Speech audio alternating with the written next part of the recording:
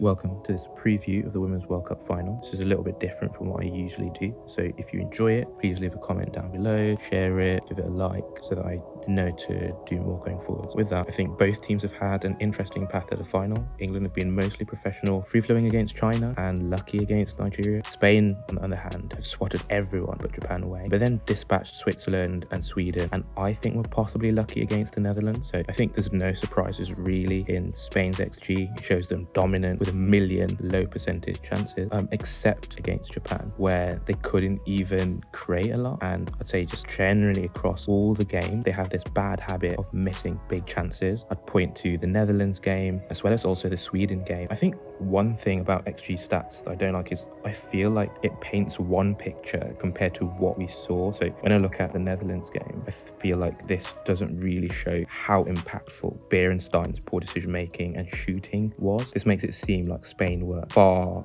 better than the Netherlands. So England similarly were dominant XG wise, except against Nigeria and Australia. Nigeria's manager just couldn't either relay the instructions to his players or get his players to follow whatever instructions were in the Nigeria game, given that they had a player advantage. And England beating Australia with that 3-1 scoreline really hides just how big the misses were by Sam Kerr and the Matildas. Okay, so first a disclaimer, just these are stats and a great quote is, lies, and damn statistics. So obviously I picked and chose everything on here, and so it only paints a picture that I want you to see. It also suffers from small sample bias, so this is based on only 6 games, and so it's fun to draw a prediction from this, but there's huge errors likely to be baked into whatever prediction we make. A good example of that sort of problem at play is having a look at England's goals per 90, where obviously it's padded out by the game against China when you think of the fact that, England only scored 1 against Haiti, they only scored 1 against Denmark. I mean, the rest of these stats, if we look at them head to head, generally are in favour of Spain. The only ones that would give hope to an England fan here are conversion rate and the average shot distance for England, whereas per 90 Spain are having more shots, and more of those as a percentage of shots taken are on target. Their average XG per shot is higher, and overall their XG per 90 is just much better. But again, these are stats that I've picked, and so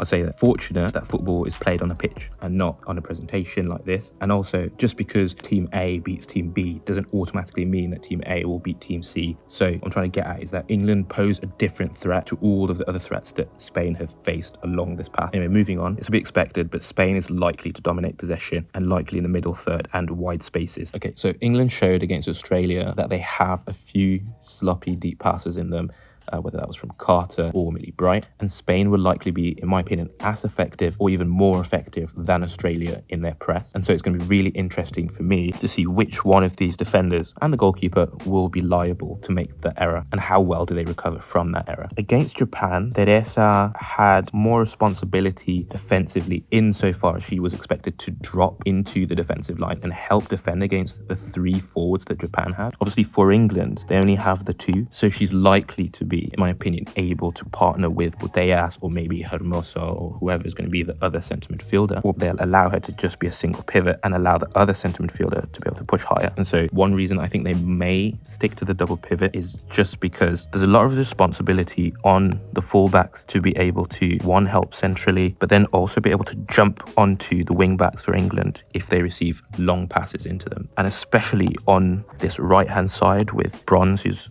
obviously exceptionally dangerous, but then also they have somewhat of an overload in this space if they're able to play it right with Bronze, Stanway, Hemp and Russo. Okay, so as we saw, England tend to not push their defensive line very high in possession. One might assume this is to draw out the opposition, create more space for the likes of Hemp and Russo to between the lines, but also it reduces the space that they have to defend behind them if they make a mistake.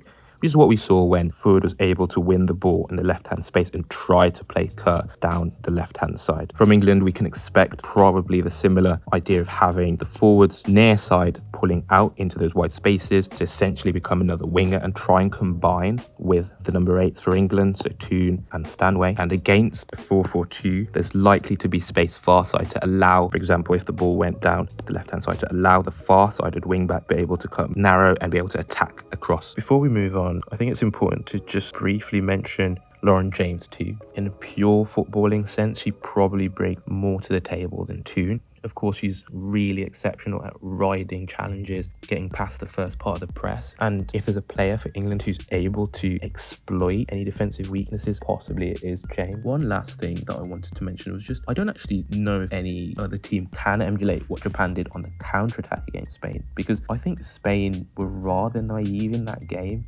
Obviously, I tactically analysed that, and you should have a look on the channel. But Spain left their fullbacks really high for the majority of the game. Well, at least until the point that they couldn't win anymore. But they haven't done that ever since. So there's not really that same weakness to exploit. At least it's not as big an issue as it was before. And then for England, we've rarely seen them counter-attack really, except to reset the other team. So I'm not actually sure how effective their counter-attacks are. Okay, moving on to Spain's deep build-up. Given what I saw against Australia, I'm not sure England will even really press unless there's a sloppy pass, or they can box Spain in towards a touchline. I expect them to probably engage roughly 10-15 yards inside Spain's half. And finally, I've got Hermoso here as a false 9. Arguably, she's played better as a number 8. And so I think probably actually Esther might play as the centre forward instead, with Redondo and both of them playing on the shoulder of the last defender. This way they can constantly threaten in behind rather than drop deep and kind of reduce Spain's constant threat. Obviously, Australia were able to create quite dominant positions in these wide spaces. And so I think Spain should easily be able to